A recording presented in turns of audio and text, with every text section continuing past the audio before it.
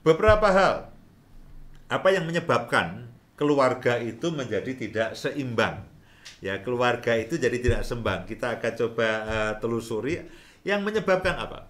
Ya, yang menyebabkan apa sehingga keluarga itu menjadi tidak seimbang. Yang pertama adalah kalau kita, setiap kita itu hanya memikirkan diri sendiri. Ya, memikirkan diri sendiri, kita bersikap egois, hanya memperhatikan ego kita. Kita tidak memahami kebutuhan orang lain. Kita tidak memahami akan apa yang menjadi aspirasi orang lain. Loh, saya tidak begitu kok. Ya, kadang-kadang ada suami yang mungkin bagi dia bahwa waktu bersama itu tidak penting. Yang penting asal ada uang. Ya, tapi bagi perempuan itu waktu bersama, family time, jalan-jalan itu penting. Kita tidak bisa mengatakan begini loh, yang penting ada uang.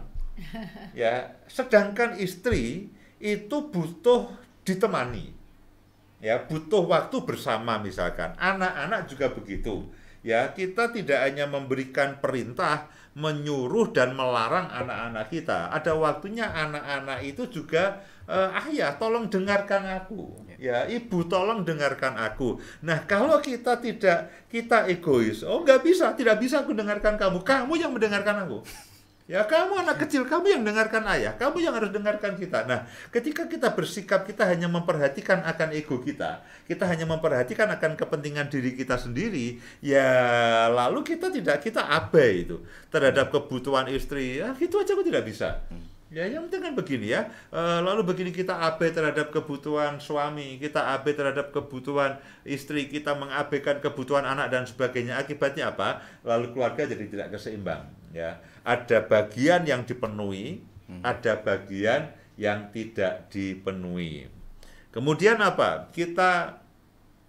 Cara pandang kita itu begini. Yang kedua ya, cara pandang kita adalah kita memandang orang lain dengan cara pandang kita. Ya, lo ayah ini kan begini, ya nggak bisa, kamu harus menurut aku. Menurut aku begini, ya tidak bisa. Menurut aku begini, ya semua harus menurut aku. Pengalaman kan? Ya, pengalaman Bu Indah.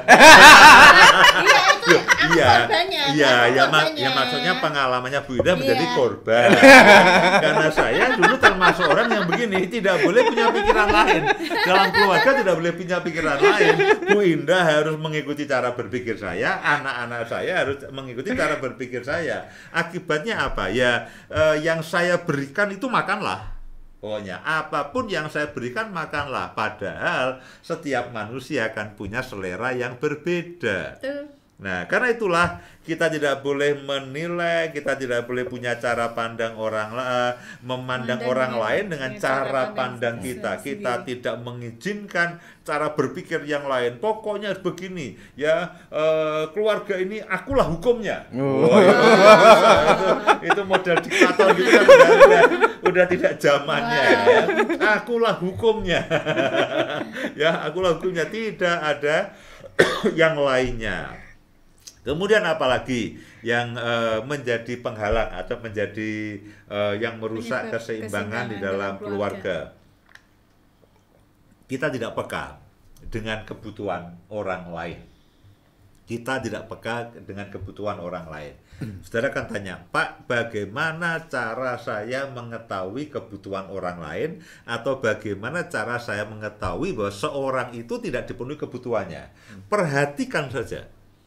Begitu istrimu cemberut, atau begitu suamimu nadanya tinggi, atau begitu anakmu itu mulai tidak betah di rumah, itu berarti ada kebutuhan yang tidak terpenuhi.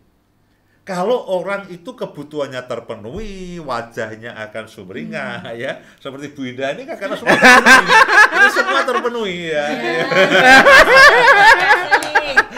Paling tidak gini, kalau mau siaran harmoni keluarga, semua harus ini nih, harus tampangnya harus baik semua. Ya, tapi begitulah. Kalau Bapak Ibu tanya, Pak, caranya bagaimana? ya untuk mengetahui bahwa kebutuhan suami atau istri saya atau anak-anak saya itu tidak terpenuhi. Perhatikan saja reaksinya. Kalau dia mulai cemberut, dia mulai wajahnya mulai tidak enak, lalu anak-anak mulai lebih suka di luar daripada di rumah, lalu di rumah itu ketegangan, tidak ada kehangatan, tidak ada keakraban dan sebagainya, itu artinya bahwa ada kebutuhan yang tidak terpenuhi, lalu kita jengkel, kita marah. Anak-anak dia merasa kalau dia dengan teman-temannya semua kebutuhannya terpenuhi. Ya, dia diterima, dia difahami, dia didengarkan. Di rumah dia hanya diperintah, dimarahi, diperintah, dimarahi, tidak pernah didengarkan. Di luar dia didengarkan, dia difahami, dia dimengerti. Nah, artinya anak-anak ini tidak terpenuhi kebutuhannya, tidak seimbang antara kita berharap kepada anggota keluarga kita dan dengan apa yang kita berikan kepada mereka ini tidak seimbang. Ya, tentu saya berharap Bu Indah itu memperlakukan saya seperti yang saya inginkan. Tapi di sisi yang lain saya juga harus mulai memikirkan apa yang sebetulnya Bu Indah harapkan dari saya. Nah, itu cara berpikir itu akan menemukan titik seimbangannya.